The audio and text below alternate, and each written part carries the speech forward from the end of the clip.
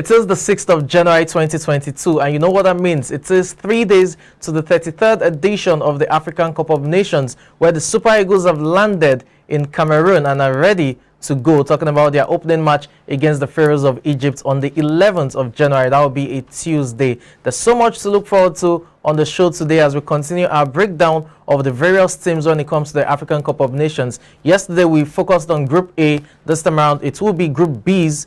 Groups B, C, and D, I beg your pardon. Those are the groups we'll be previewing, talking about the various teams there, and we'll see the chances. We'll look at one or two players who would stand out for the various teams. It's on that note I welcome you to the arena. It promises to be another exciting show. It's coming to you live from our studios in Lagos, Nigeria, and I'm Samson Oloyede, your host for the show. Now let's delve into the thick of things quickly. The African Cup of Nations is here. It's no news that it's a $16.2 million pool money for the competition itself, with the winners going on with $5 million.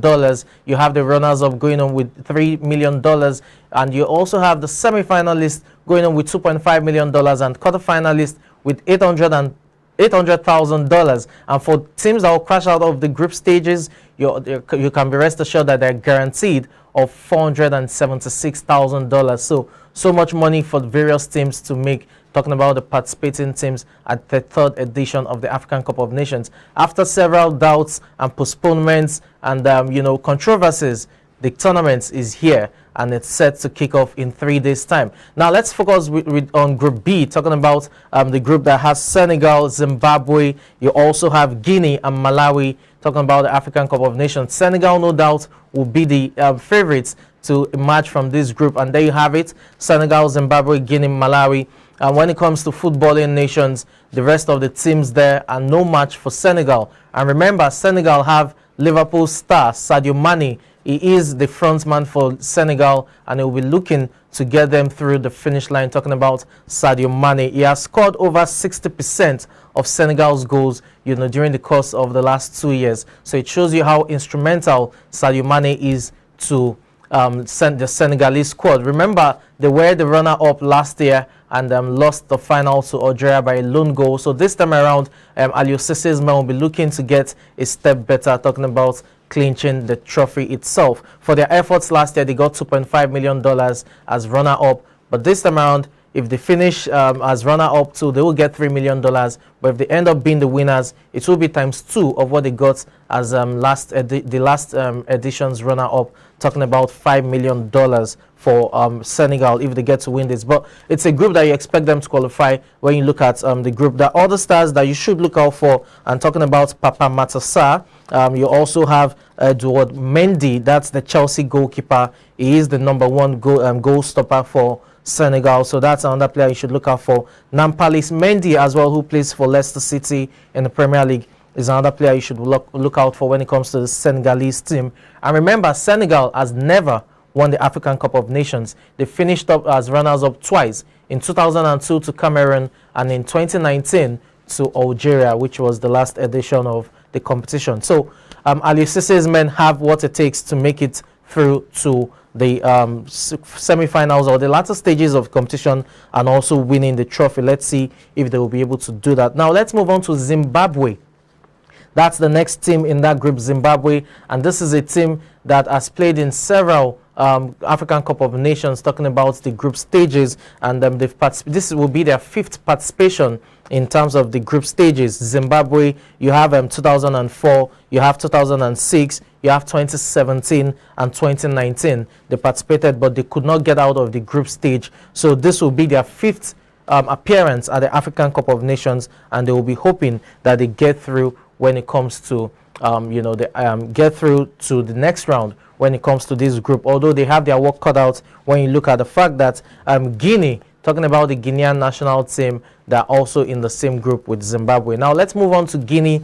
Just as I mentioned, they're also in the same group with Senegal and Zimbabwe. And for the Guinean national team, the starman who will lead them is Liverpool's Naby Keita, talking about Guinea. So you should expect that the Guineans will put up a fight for this. They finished up as runners-up in 1976, and that's the closest they've been to getting to the final or getting close to the trophy. Now, the last team in that group is Malawi, and this is their third appearance at the competition. They played in 1984 as well as in 2010, and it was a group stage exit on both occasions for Malawi. So you should expect that this time around, the chances are that the result will be the same when you consider their opponent. Senegal is a top footballing nation, and when you do a player-for-player analysis in terms of the quality in the squad, Malawi definitely is no match to Senegal or Guinea or even Zimbabwe. So you want to predict that Malawi will be the whipping boys, but you never can tell. There's a reason why the word upset exists, and that's because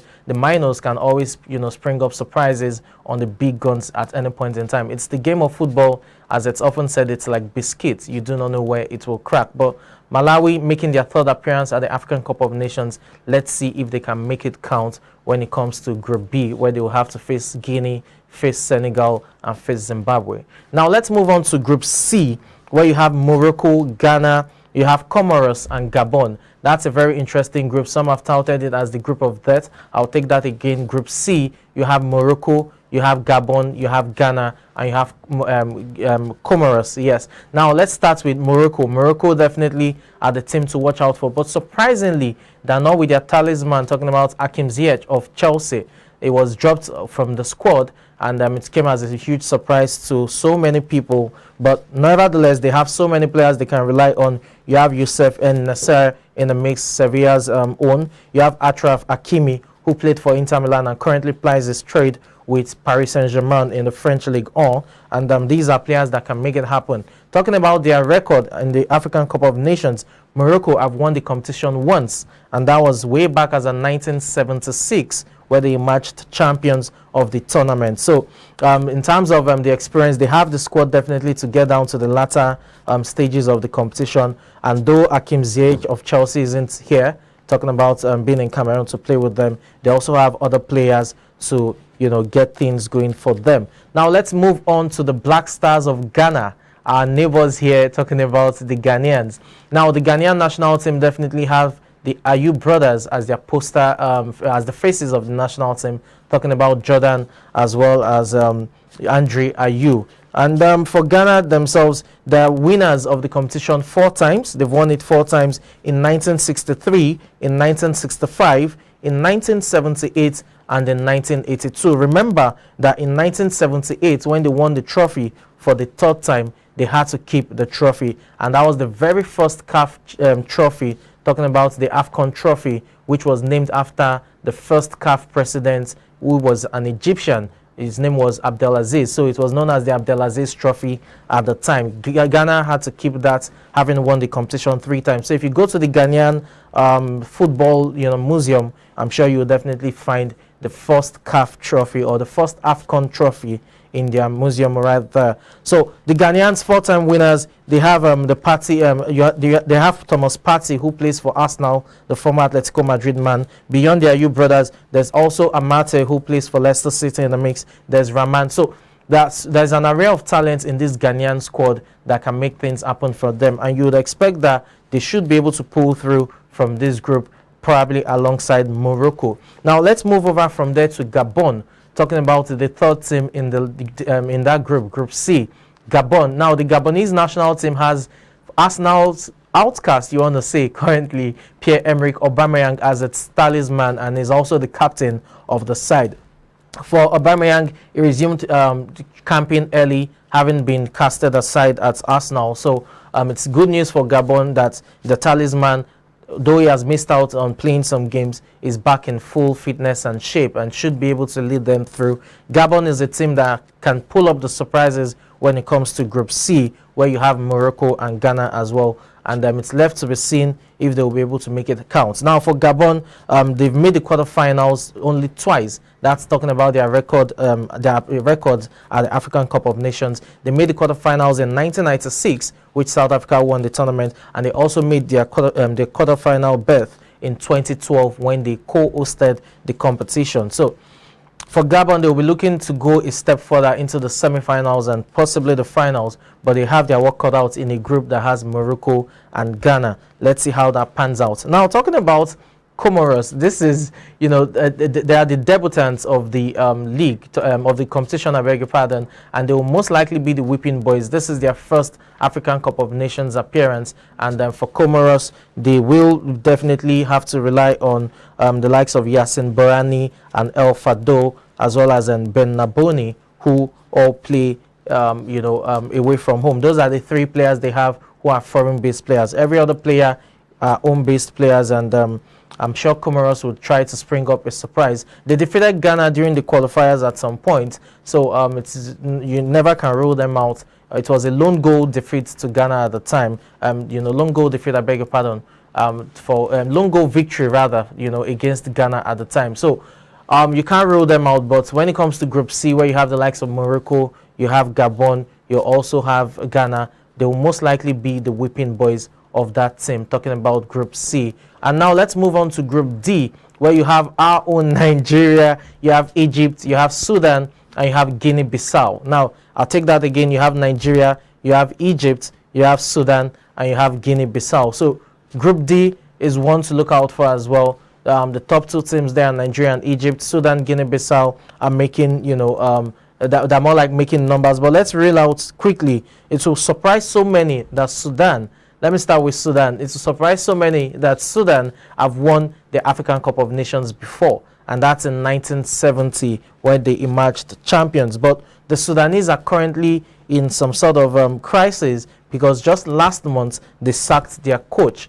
When you sack a coach less than a month to a competition, a major competition like the African Cup of Nations, it just shows you that preparations are not top-notch, and the team is probably in disarray at this point in time. So Sudan, let's see how it fares, how they fare. They have Yassin Ahmed in the mix. There's Mohamed Abdurrahman, who they can count on, and these are relatively unknown names when it comes to African football, but these are players that can also hold their own. So for the 1970 winners, let's see how they fare without having sacked their coach last month. Now move over from Sudan to Nigeria, talking about the Super Eagles of Nigeria, and three-time champions. They won in 1994, they won in 2013 as well, and that was the last time they won the competition, when the late Stephen Keshi led the team to a 1-0 victory over Burkina Faso. Now for the Super Eagles of Nigeria, preparations have not been top-notch due to players not resuming to camp early, and some clubs not refusing to, you know, release players. Talking about Emmanuel Dennis for Watford, there's the Odion Gallo saga, amongst others. So for the Super Eagles of Nigeria, they will be hoping to surpass the third place finish that they had in 2019, and this time around they will have their work cut out against Egypt in the group, although that's probably the only team that should pose a problem when it comes to you know, the group stage itself. The opening match is against Egypt, and that's something we should look out for. Let's see how Nigeria fares against the 7-time champions. Now let's move over to Guinea Bissau. Now Guinea Bissau are a team playing in the African Cup of Nations once again, and they have players like Moreka Kasano, Alpha Simedo, as well as Mauro Rodriguez, who they can count on. You probably don't expect much from them because they will most likely be the whipping boys in the team, or in the group, I beg your pardon. But let's see how it is. Surprises do happen, and you never can tell when the minors will decide to pull up the chestnut out of the fire.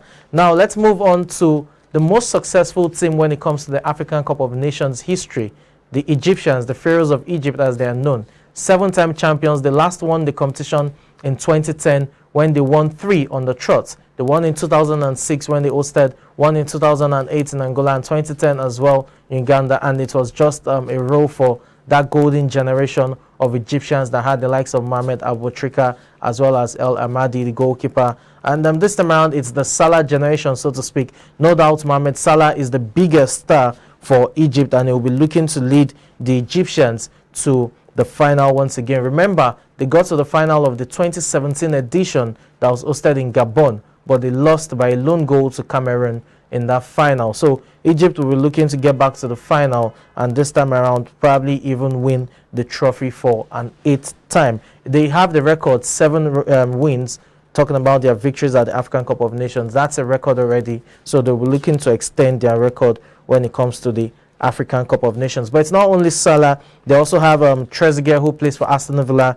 who they can count on. There's Mohamed El Neni of Arsenal, a very solid defensive midfielder in the mix as well. So it's a star-studded team for Egypt. And then for the 1957, 1959, 1986, 1998, 2006, 2008, 2010 winners, they will definitely be counting on all their stars to get them through when it comes to getting out of the group, which should be with ease, but more importantly, getting to the latter stages of competition and possibly the final. So that's how much we can take on the edition talking about the segment of the African Cup of Nations. Remember, there's still Group E and F to preview, and we'll do that tomorrow, talking about rounding up our preview of the groups and the teams that are participating at the third edition of the African Cup of Nations, where there's so much money to be made. We'll go on a quick break right now. When we return, we'll be talking about European club football, where Chelsea have stunned Conte's Spurs in the first leg of the Carabao Cup. Please to stay tuned.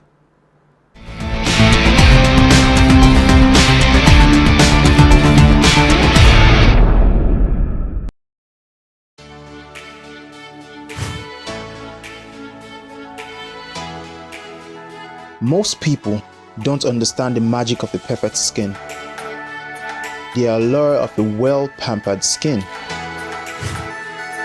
We bounce from skincare products to skincare products, from spa to spa.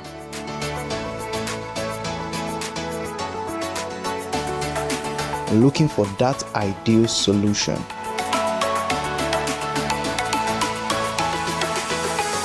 I found the solution.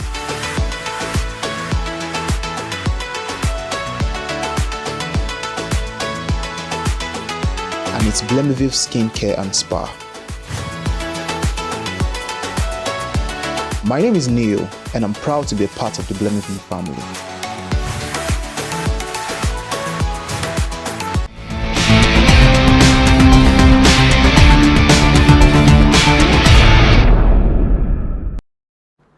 Thanks for staying tuned. It's still the arena. Now it's time to talk about European club football. I'll begin with the Carabao Cup, where Chelsea spanked Conte's Spurs 2-0. Spanked in the sense that it was an outclass when it comes to performance from Thomas Tuchel's men. And more importantly for Chelsea was that they had Romelu Lukaku back in the squad, and he played very well when it's had to do with his performance on the field of play. For Antonio Conte, who will be disappointed with his lads, they just didn't come to the party. More importantly, there were more of late to second challenges, second balls, several loose passes. The first goal, for example, was as a result of a loose pass behind at the defense line, and they paid dearly for it as Kai Havertz was able to snag that in, although there were also calls for if it was an own goal or not. But the second goal was more of a misfortune for Conte's Spurs, as the ball was headed away, but it ricocheted off Ben Davies' shoulder and it went into the net for a 2-0 win. So Chelsea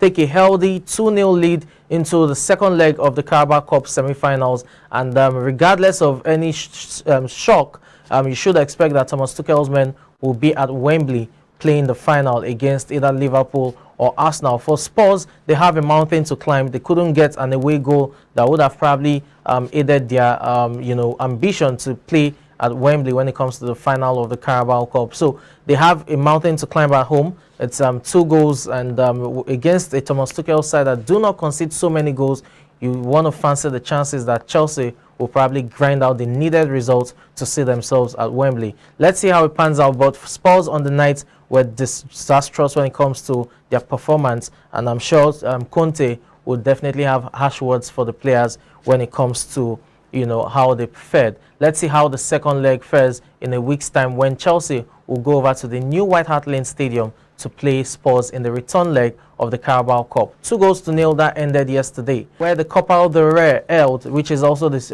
Spanish version of their own FA Cup, and it was Barcelona who had to grind out results this time around. Barcelona grinding out a 2-1 win against Linares Deportivo, and the match was also significant because Dani Alves, who is a legend at the club, made his second debut. He rejoined the club, I beg your pardon, in November, but he couldn't play as a result of some documentations here and there, and he had to wait until the January transfer window was open on the 3rd to be able to sign the dotted lines, which allowed him, which made him active to be able to play in the match itself. So Dani Alves played and he had minutes under his belt at 38.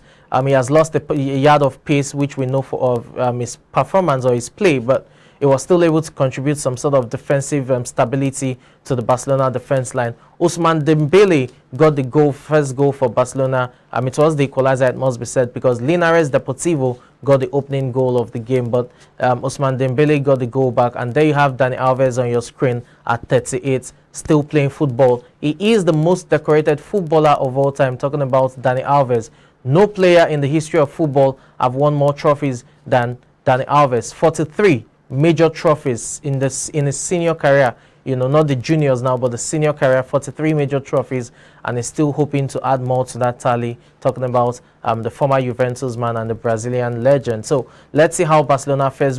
Now moving away from there to Real Madrid, talking about their arch rivals. Real Madrid this time around were able to ease past Alcoyano by 3-1. It was a match that saw fringe players play. You had Eden Hazard play. He got an assist in the match. You also had Asensio get a goal in the Militao got a goal. And then for Real Madrid, it was a relative win and some sort of vengeance, you want to say, because last year's edition of the Carabao Copa del Rey, it was the same opponent, Alcoyano, who sent out Real Madrid by 2-1 last year. It was a shock loss for Real Madrid, but this time around the Los Blancos ensured that there was no repeat of that shock loss last year. So it's Real Madrid who moves through to the next stage. 3-1 that ended, and it was a very good performance from Carlo Ancelotti's men, talking about Real Madrid. Now let's move over to the preview of matches taking place today. Now several leagues are still on break. Remember, the English Premier League, they do not go on break, so matches continued over Boxing Day as well as the New Year. But for other top clubs like your Spanish La Liga, Italian Serie A, they went on the first Yuletide break. Now the Italian Serie A is resuming today, and you have big matches coming up. There's Juventus against Napoli, and we'll start with that. Juventus against Napoli, that's a tough one. When both teams play, it's always a competitive match, and Juventus will be looking to climb up the table. Maxilo Allegri's men at home at the Turin Stadium, and they will be hosting the Napoli side, who are third on the log, and will be also looking to get back to the race, talking about the title race, where they currently are locked alongside Inter Milan and AC Milan. So there's so much to look forward to at the Turin Stadium. It's always competitive when these guys play, but for Juventus, they need all the points, and they will be hoping that they get it done tonight, because Aaron Ramsey will be leaving the club. Talking about the former Arsenal man, Allegri has confirmed that he's on his way out. So that's one player that will be missing the game, talking about Aaron Ramsey for Juventus, but they still have enough in the arsenal to be able to get the job done against Napoli. Remember, it's yet to be seen if our own Victor Osimhen will play for Napoli, although I doubt, having tested for COVID-19 just a few days ago. So I don't think Osimhen would line up. He's back, having suffered the head injury, but he may not be able to play due to COVID-19 protocols, isolation, quarantine, and all of that. Let's see how it pans out, but Osimhen won't be at the Nations Cup, so I don't expect him to play today, having tested positive, I beg your pardon, for COVID-19. Now let's move over to title chasers. AC Milan, they will be at home at the San Siro Stadium, and they will be facing Jose Mourinho's Roma. It's a match that promises to be another exciting match when these teams play. Lots of goals. The last match ended in a 6-goal thriller, 3-3 that ended. AC Milan this time around are at home, and they will be looking to pile the pressure on their city rivals Inter Milan, who are leading the table at this point. So for Stefano Pioli's men, there's so much to play for. Talking about the match against Roma, a win will get them very close to Inter Milan as the title race hits the downstretch, talking about the second half of the season, while a loss or a draw would dent their title hopes, which Inter Milan currently are in firm position. So AC Milan against Roma, that's a match you want to watch out for. There will be lots of goals in the match as well, and I think that that's something that we should look out for when it comes to goals. Now let's talk a bit of business. I would have to talk a bit of business from the world of sports in general now, not just football. Mojo Vision has disclosed that it has new partnerships with various connected fitness and sports wearable companies, And along with the $45 million in additional funding, they intend to accelerate the development of smart contact lens-based products that provide frictionless, real-time information on athletic performance, talking about MojoVision. The new investments are said to bring the total of money raised by MojoVision to $205 million, and it will help the company target a booming market for sports applications and devices, while also addressing several perceived issues with existing products. I beg your pardon. Its research claims that although 74% of athletes now rely on technology to analyze their workouts or training, devices such as smartwatches and fitness trackers can interfere with their performance and do not offer enough real-time data. So MojoVision is trying to enhance sports technology and take it to another level, and let's see how that pans out. Now, another business story we should take you, this time it's in the world of football, where there's a shock deal. Italian Serie A club Salernitana have avoided automatic relegation from the league after agreeing a last-ditch takeover deal worth 10 million euros with Italian businessman Danilo Levernino. Now, I'm sure you're surprised. How can a club, an entire club that plays in the top flight league, be sold for 10 million euros? In today's market, so many players are worth times 10 of that. Now, let me explain to you. In 2021, the club won promotion from Serie B for the first time in 20 years.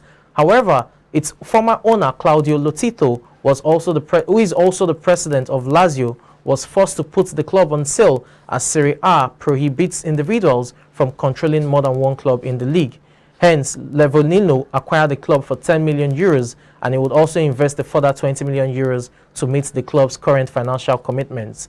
Now, he paid a deposit of 500,000 euros ahead of the takeover, but the fee is quite small and has received heavy criticism from its former owner, Lotito, who was reportedly holding out for a figure of 70 million euros. Because ever since he purchased Salernitana in 2011, he has invested around 42 million euros into the club. So it tells you that it was a desperate sale. They needed to beat the deadline of the Italian Serie A, or else the club would have gone into relegation. So it was a distress sale, and 10 million euros, it's quite funny, but that's the way the business world is sometimes. It's not so fair. That's how much we can take on today's edition of the show. I hope you enjoyed it. Thank you so much for joining us. Thank you to the production crew who made this possible, and to you out there who watch the show all the time. I say it often, you guys are the real MVP. Thank you so much. Till the arena comes your way tomorrow, do stay blessed and have a wonderful day.